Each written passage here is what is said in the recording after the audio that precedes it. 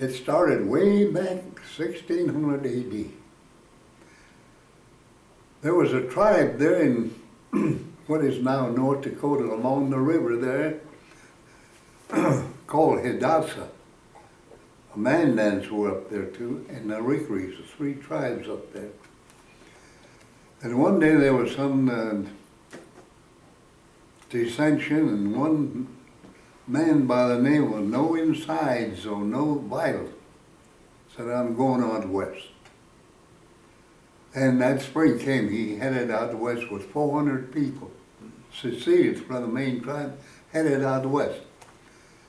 The reason why they headed out west is previous to that time, this man fasted out in the wilderness, and the first maker of the Great Spirit, a white man likes to say Great Spirit, gave him a vision, gave him some sacred seeds to take to the land of the setting sun and there plant these seeds. And at that time, the first maker would come to him and show him the sacred ways, dances, songs of planting these sacred seeds in the spring and harvesting the seeds in the fall. So long as they do that, that the Great Spirit, or the first maker, we like to say, would bless the people, watch over them, and that they will start growing in population and become powerful and enriched. That's where they're going to live. It'll be a real good place to live. Uh-huh. So, with that in mind, why he seceded from that village up there and headed west. Of course, and taking the sacred seeds in a sacred bundle. And they went up to the Alberta, Canada area, settled there for several years. And probably no vitals died there. And his protege, a man by the name of Running Kite, took the sacred bundles and continued looking for the promised land. They went south and came to Salt Lake City.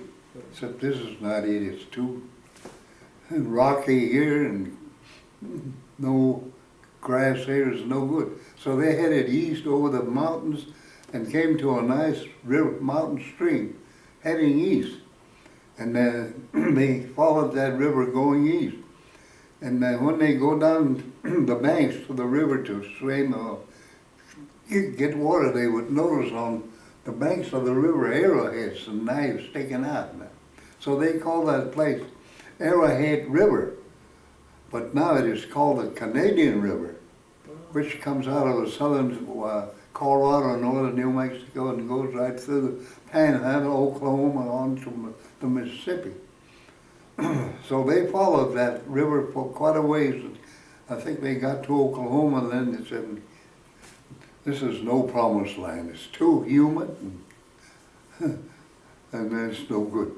So they turned around and came up north and followed the Missouri for a ways and came to a big river now in Nebraska called Platte River. So they came up that Platte River and into northern Wyoming, where the Bighorn Mountains end up there. They start right near here, near Billings, and all the way to Casper, Wyoming, this Bighorn Mountains. So they followed along the eastern foothills or northern foothills, and finally got into Montana area now. That area between Billings and Sheridan, Wyoming. They got there, and after looking around a bit, said, this is it. This is it. It's a real nice scenery, big mountains on this side, rolling foothills, and grass all over, animals of all kinds, buffalo, deer, and a lot of good wild fruits to eat. Everything's here. This is it. So, here's where they settled, and soon they planted their sacred seed. And the first maker came and showed them songs and so forth. Had a teacher by the name of Old Man Coyote, culture teacher. So that's how the tribe got started. They were the first of the so-called Plains Indians to have gotten in here. But when he left, the village at North Dakota, traveling all over the west, finally found the promised land. Took 100 years. 1700 AD they got here. That's quite a migration, over a long distance, maybe 2,000–3,000 miles, mountains, deep canyons, hot days, cold winters, bunch of grizzly bears, wolves. I tell you, that is a fantastic migration. But they earned it. They finally found the promised land, and like the Great Spirit said, it's a good land. And later, let's see, about 1843, a man, a Crow chief by the name of Ada Push, Sore Billy, said to Robert Campbell that you have come to my country. It's a good country. Said the first maker made it just right and put it in exactly the right place and gave it to the Crow Indians. That's a description. Then he went on to describe, said, summertime when it's hot down there, we come up here and where it's nice and cool and cold streams and grass green all the time for our horses. Then in the fall, when it's getting cold up here, we go down to the big rivers, Yellowstone, Missouri, and there the grass is always high, and animals are all down there, so it's good. Then in the spring, our women go up these creeks and the ravines there and pick berries, choke cherries, June berries. Later on in the fall, and of course they dig wild carrots and wild turnips, and then of course there was always game, there buffalo, deer, and even birds. There are a lot of game birds here we call prairie chickens, about that big, and they're on in the prairie, and on the foothills we have what we call sage hens. They're larger birds. And up in the mountains, we have what we call blue grouse.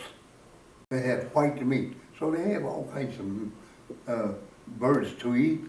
And of course, there's fish, trout all over. All these mountain streams, big rivers, trout. But the crows rather eat buffalo than sit and fish, But they occasionally, they'll get some and eat it. So just like the promised land, it's a good place and it's still here. And it stretches from, then they asked one chief in 1868, where's your land? And he said, my land is where I set my teepee. What does he mean, teepee's only so big? When I set my teepee, he said, I use 4 poles. One pole rests at the western foothills of Black Hills. One pole rests at the shores of the big lake in the mountains, Yellowstone Lake.